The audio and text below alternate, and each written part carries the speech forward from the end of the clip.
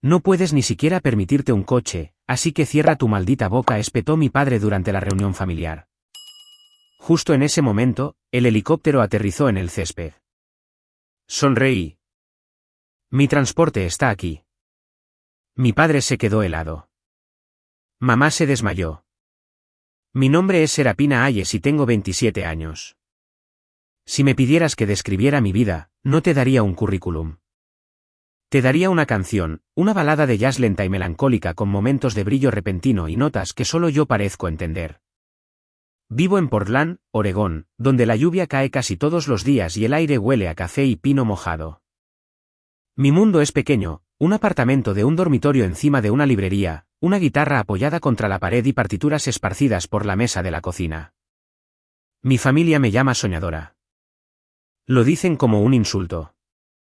Mi hermana es abogada en Seattle. Mi hermano programa en Silicon Valley. Mis padres están orgullosos de ambos. ¿Y yo? Escribo canciones que nadie en mi familia escucha, excepto 2 personas, mis abuelos.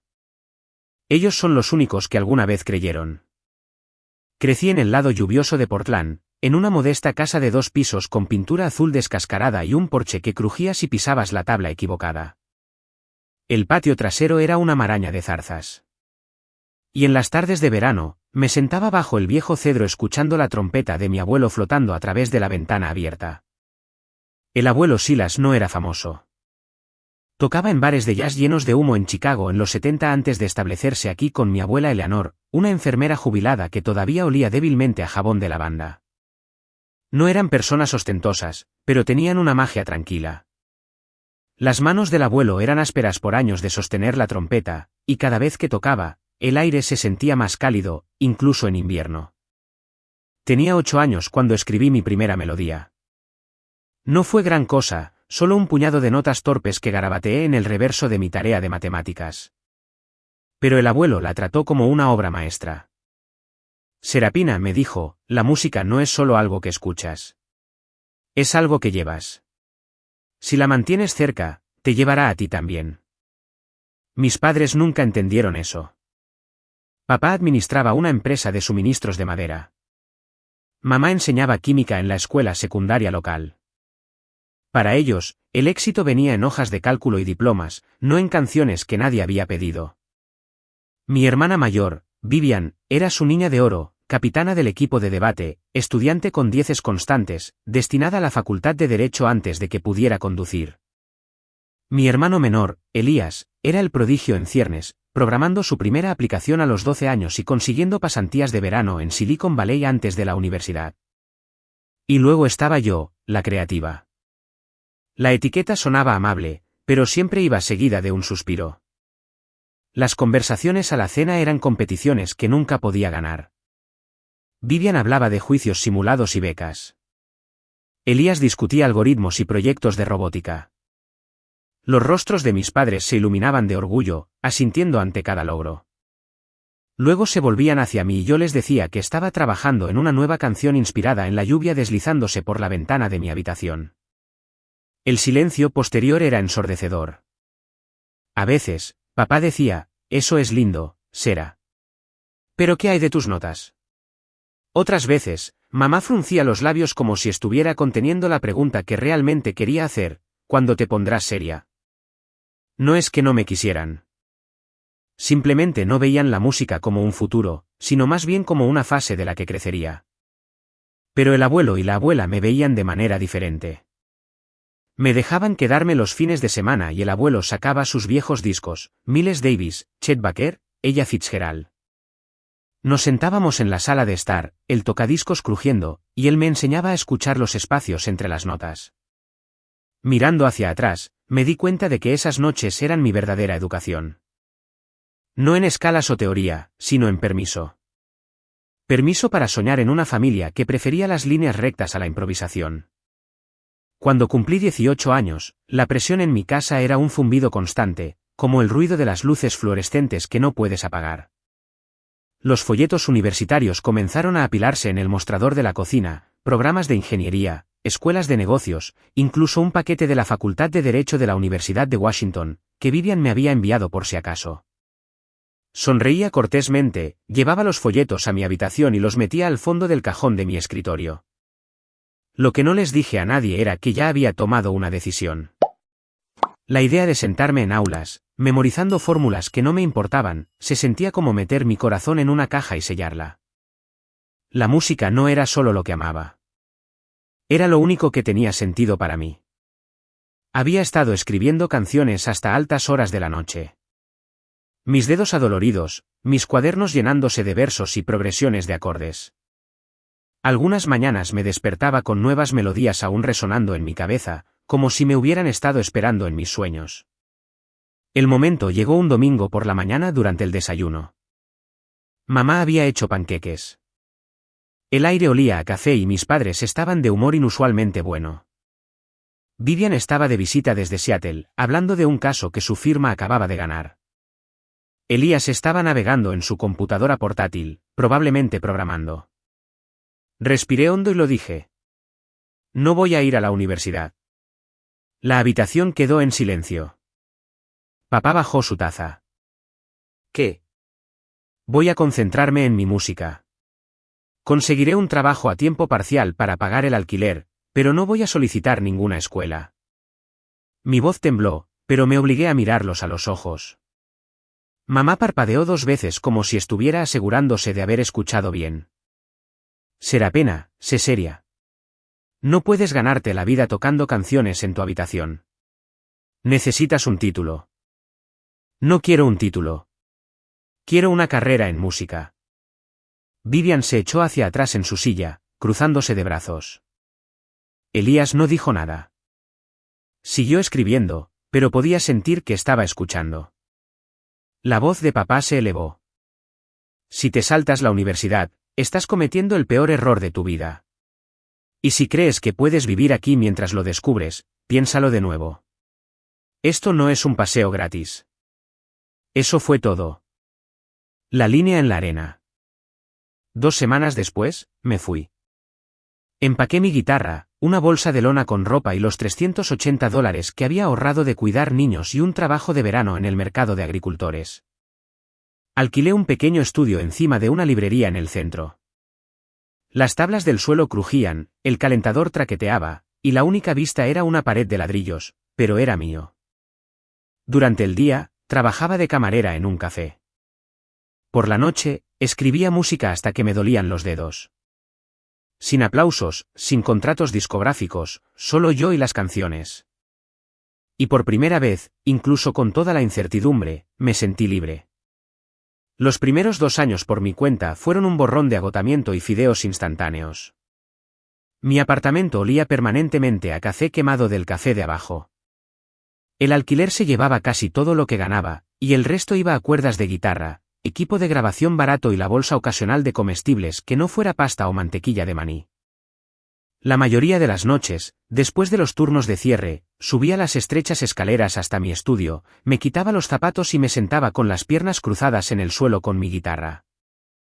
La farola fuera de mi ventana parpadeaba como un latido, y tocaba hasta que me dolía la voz.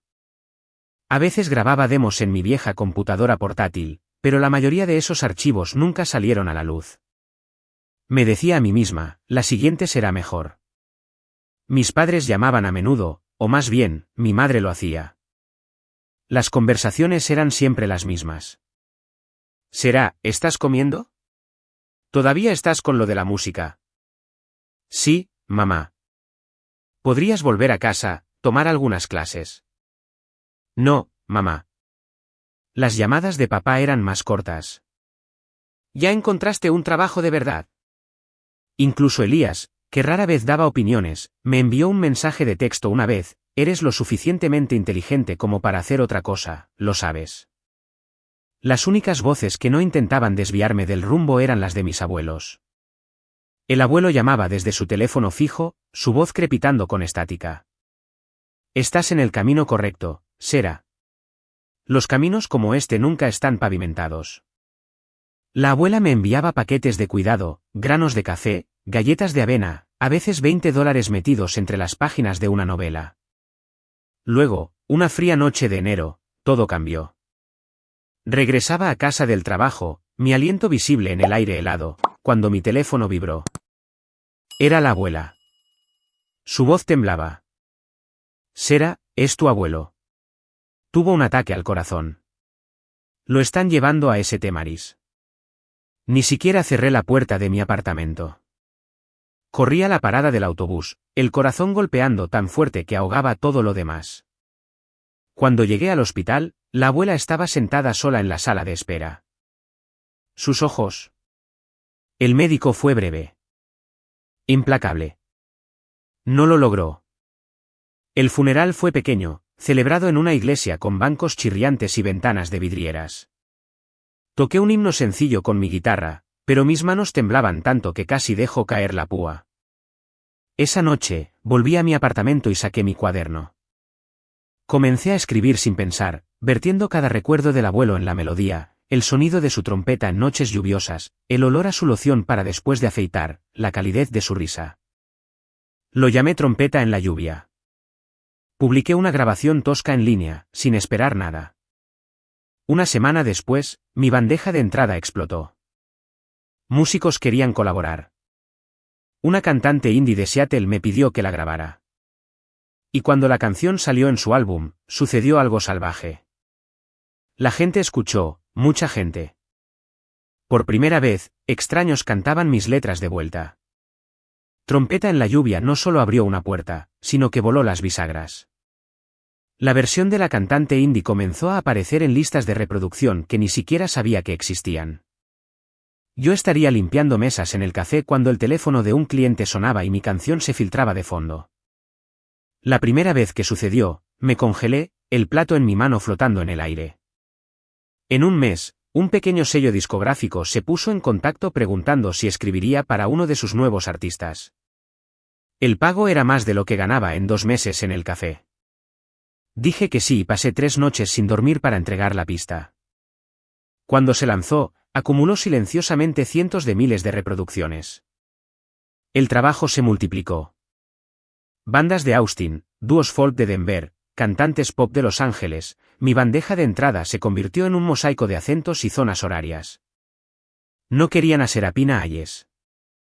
Querían a Rain Miller, el seudónimo que elegí en un silencioso guiño a mi abuelo y esa primera canción. ¿Por qué el secreto? Al principio, fue miedo. No quería que mi familia lo supiera, solo para encogerse de hombros o llamarlo suerte. Más tarde, se convirtió en un escudo. Cuanto menos sabían, menos podían destrozar. Aprendí a negociar contratos con tutoriales de YouTube y búsquedas nocturnas en Google. Construí una red de músicos de sesión, productores e incluso un abogado al que pagaba por correo electrónico. Dejé de medir mi valía en propinas y comencé a rastrearla en regalías. A los 3 años, mi cuenta bancaria superó las 6 cifras. Para el año 5, tenía más dinero del que jamás había imaginado, más de 8 cifras, de hecho. Mejoré mi guitarra, mi equipo de grabación y mi apartamento, pero solo ligeramente. Todavía un dormitorio, todavía encima de la librería. Si mis padres alguna vez venían de visita, quería que pareciera que apenas me estaba ahogando. La única persona a la que dejé entrar en la verdad fue a la abuela. La visitaba cada semana, llevándole discos de vinilo y bollos de arándanos. Se sentaba en su mecedora, escuchando a Ella Fitzgerald o Chet Baker, sus ojos brillando. Lo has logrado, Sera, decía. Tu abuelo estaría orgulloso. Pero incluso esas visitas comenzaron a cambiar. Olvidaba qué disco estaba sonando, me hacía la misma pregunta 3 veces en una hora. El día que me llamó Eleanor, su propio nombre, supe que algo andaba mal. El diagnóstico llegó un mes después, Alzheimer en etapa temprana. Esa noche, sentada en mi escritorio con las luces de la ciudad borrosas en mis ojos, me hice una promesa. No dejaría que se desvaneciera en una habitación estéril bajo el cuidado de extraños. Ella merecía música, calidez, el tipo de vida que ella me había dado en esos fines de semana con el abuelo. No sabía exactamente cómo todavía, pero sabía que sería algo grande. La idea se me ocurrió una noche mientras escuchaba King of Blue en la oscuridad, el zumbido de mi amplificador llenando los espacios entre las líneas de la trompeta. Pensé en la abuela en su pequeña casa, la misma en la que había vivido durante 40 años, con sus escaleras empinadas, su cocina desordenada y nadie allí después del anochecer. Ya podía ver los próximos años si no hacía nada, su memoria desvaneciéndose más, pequeños errores convirtiéndose en peligrosos. Recordé cómo una vez había dejado el horno encendido toda una tarde. No iba a mejorar por sí sola, así que decidí hacerlo mejor yo misma. Primero, la casa.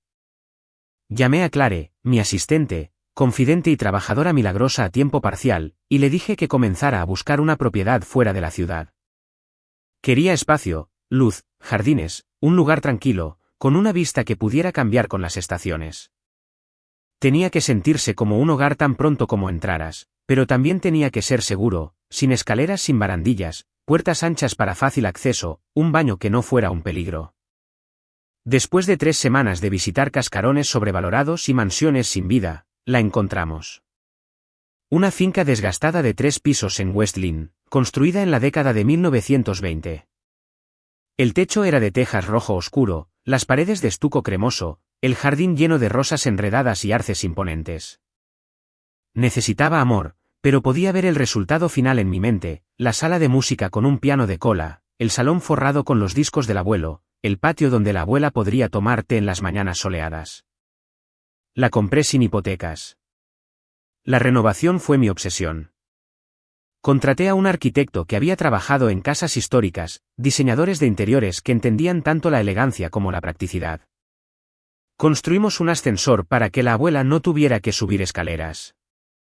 Su dormitorio tenía ventanas anchas con vistas al jardín, una silla de lectura acolchada en la esquina y una estantería llena de sus novelas favoritas, incluso se olvidaba haberlas leído. Pero había una idea más, una que se había alojado en el fondo de mi mente desde que tenía 22 años. En mi cumpleaños ese año, me había dado el gusto de un paseo en helicóptero sobre el desfiladero del río Columbia. La vista me había dejado atónita, agua como cristal, montañas elevándose como guardianes, nubes derramándose sobre las crestas. Regresé a casa y escribí una canción esa misma noche. Si ese tipo de vista podía inspirarme, tal vez podría despertar algo en la abuela, aunque fuera por un momento. Así que llamé a una compañía de aviación y compré un elegante Bell 407 negro. Espacio para mí, la abuela y una enfermera. Tomé lecciones, pero siempre volaría con un piloto profesional. Cada parte del plan se hizo en secreto. Ni una palabra a mis padres, ni una pista para Vivian o Elías. No lo entenderían. Se enterarían cuando fuera el momento. Y cuando lo hicieran, nunca volverían a verme igual. La llamada llegó un jueves por la noche mientras revisaba muestras de pintura para la sala de música. Era mamá. Su voz era cortante, de esa manera que usa cuando intenta sonar tranquila pero no lo está. Sara, necesitamos una reunión familiar este fin de semana. Es sobre tu abuela. Mi estómago se tensó. ¿Qué está pasando? Hablaremos en persona. Colgó antes de que pudiera insistir más. El sábado, conduje mi viejo Subaru a la casa de mis padres en Beaverton.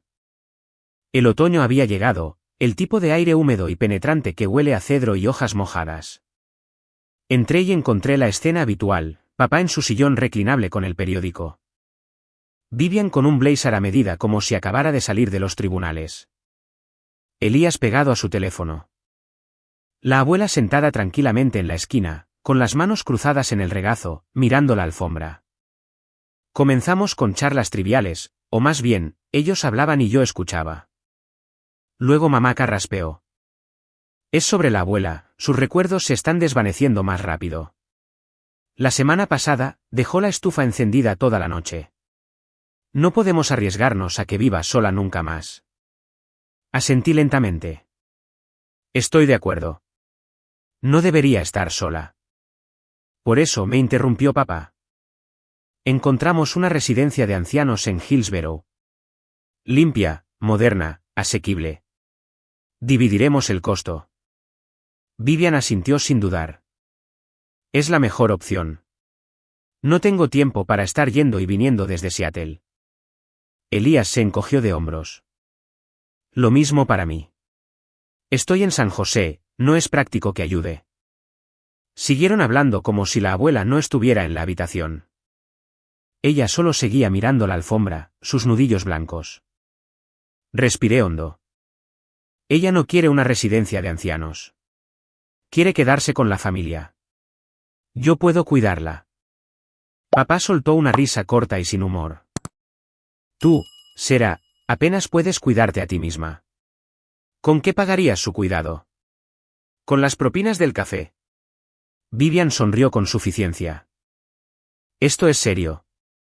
No puedes simplemente tocar la guitarra junto a su cama y llamarlo cuidado. Elías no sonrió, pero su voz era condescendiente. Sabemos que la amas, pero seamos realistas. Mamá suspiró, sus ojos se suavizaron. Sarah, cariño, no entiendes cuánto trabajo es. Es una carga. Los profesionales saben cómo manejarlo. Sus palabras no fueron solo despidos. Fueron ecos de cada vez que me dijeron que no era suficiente. Miré a la abuela. Ella se encontró con mis ojos y por un destello de un segundo vi reconocimiento. Me puse de pie, mi voz firme, pero mi pulso acelerado. Pueden hacer lo que quieran, pero yo la cuidaré. A mi manera. Papá puso los ojos en blanco. No hagas promesas que no puedes cumplir. Alcancé mi teléfono, me desplacé hasta el número de Clare y presioné llamar. Clare, prepara el helicóptero. Tráelo al campo cerca de la casa de mis padres. La habitación quedó en silencio. Luego se rieron. De verdad se rieron, como si acabara de contar el remate de un mal chiste. Estaba bien. En unas pocas horas, no se reirían. El viento de octubre era lo suficientemente fuerte como para picarme las mejillas mientras salía de la casa de mis padres. Mi corazón martilleaba en mi pecho, no por el frío, sino por lo que estaba a punto de hacer. El campo estaba a solo 3 cuadras de distancia, un parche de hierba gastada donde los niños jugaban al fútbol en verano. Me quedé allí, manos metidas en los bolsillos de mi chaqueta, escudriñando el cielo gris. Clare dijo 20 minutos. De vuelta en la casa, podía verlos a través de la ventana. Mis padres, Vivian y Elías, inclinándose el uno hacia el otro, sin duda destrozando mi gran plan.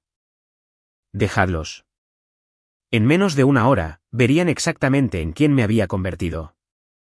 El sonido llegó primero, bajo y distante, como un redoble de tambores lejano. Luego se hizo más fuerte, un rugido constante que vibraba en mis costillas. Las cabezas se giraron a lo largo de la calle. Un elegante Bell 407 negro emergió sobre la línea de árboles, la luz del sol brillando en su cuerpo pulido. Mi pulso se disparó. El helicóptero descendió con gracia, el lavado del rotor azotando las hojas en un ciclón marrón dorado. Los niños del vecindario corrieron, sus voces elevándose con asombro. Los patines tocaron tierra, el motor un trueno controlado. Mi familia salió a borbotones de la casa, atraída por el ruido. Papá fue el primero, con la mandíbula apretada. ¿Qué demonios es esto? Mamá se aferró a su suéter contra el pecho, con los ojos muy abiertos. Vivian se detuvo a mitad del paso, su teléfono se le resbaló de la mano. Elías se congeló en la acera, con los auriculares colgando alrededor de su cuello. Caminé directamente más allá de ellos y entré en la casa para buscar a la abuela. Estaba dormitando en su sillón. Me arrodillé a su lado. Abuela, soy Sarah. Vamos a dar un pequeño paseo. Sus ojos se abrieron de golpe. ¿En el coche? Sonreí. ¿Mejor? La enfermera que había contratado semanas antes sin decirle a nadie nos recibió en la puerta. Juntos, ayudamos a la abuela a salir. En el momento en que vio el helicóptero, sus labios se abrieron en sorpresa. Oh, cielos, a Thomas le habría encantado esto. Lo sé, dije, sintiendo un nudo en la garganta. La acomodamos dentro, con los auriculares puestos, las manos descansando suavemente en su regazo. Me volví hacia los demás. Mamá, papá, ustedes vienen. Vivian, Elías, síganme en el coche. Les enviaré la dirección por mensaje de texto. Vacilaron, pero la curiosidad superó al orgullo. Mis padres se subieron, sus expresiones una mezcla enredada de escepticismo e incredulidad. La puerta se cerró con un golpe sólido, el rotor giró más rápido, y entonces estábamos subiendo, el campo encogiéndose bajo nosotros, las casas convirtiéndose en pequeños cuadrados ordenados. La abuela jadeó suavemente, señalando el río Willamette serpenteando plateado por la ciudad. «Es hermoso, Sarah». Miré a mis padres. Los nudillos de mamá estaban blancos en el cinturón de seguridad. Papá me lanzaba miradas furtivas como si todavía estuviera tratando de averiguar qué juego estaba jugando. «¿A dónde vamos?», preguntó finalmente sobre los auriculares. «Ya verán». Volamos hacia el sur, rozando bosques que ardían con el color del otoño. La abuela divisó las montañas en la distancia, la nieve ya cubriendo los picos. Por un momento, pareció más joven, sus ojos más claros, su sonrisa libre de preocupaciones. 20 minutos después, giramos hacia el este y la finca apareció a la vista. La mansión renovada brillaba de color crema contra el verde profundo de los jardines. El techo de tejas rojas brillaba al sol y los arces que bordeaban la entrada se balanceaban como si nos estuvieran dando la bienvenida a casa. Aterrizamos en el patio trasero junto a un helipuerto recién pavimentado. El piloto apagó el motor y el silencio repentino se sintió casi irreal. Elías y Vivian llegaron momentos después en el Tesla impecable de Vivian. Salieron, mirando la casa como si hubiera sido lanzada desde otro planeta. «¿De quién es este lugar?», preguntó Vivian, su voz más aguda que el viento. No respondí. En cambio, ayudé a la abuela a salir del helicóptero y la guié a través del jardín trasero. Rosas plantadas para que coincidieran con las de su antigua casa enmarcaban el camino. El olor la golpeó, y se detuvo, cerrando los ojos. Huele a hogar. Adentro, la madera pulida del vestíbulo brillaba. Una lámpara de araña arrojaba luz cálida sobre las paredes color crema. Y en la esquina de la sala de estar, sobre un soporte de nogal oscuro, estaba la trompeta del abuelo. La abuela extendió la mano hacia ella con manos temblorosas. «La de Thomas». Asentí. «Este es tu hogar ahora, abuela». «Nuestro hogar». Silencio. Luego la voz de papá, baja y cansada. «Sarah, ¿qué es todo esto? ¿Cómo pudiste?». Me volví para enfrentarlos a todos. Durante los últimos 6 años, he estado escribiendo música bajo el nombre de Rain Miller. Trompeta en la lluvia. Esa era mía. Así como docenas de otras canciones que han escuchado en la radio, en comerciales, en películas. He ganado más de $25 millones en regalías e inversiones. Compré esta casa, el helicóptero, el personal, todo por la abuela. Sus rostros se congelaron en incredulidad. Algo más que no podía nombrar. Mamá se cubrió la boca, con lágrimas asomando. «Sarah, ¿por qué no nos dijiste?». «Porque ustedes nunca creyeron que podría hacerlo. Quería que lo vieran, no que lo escucharan». Papá dio un paso adelante, frotándose la nuca.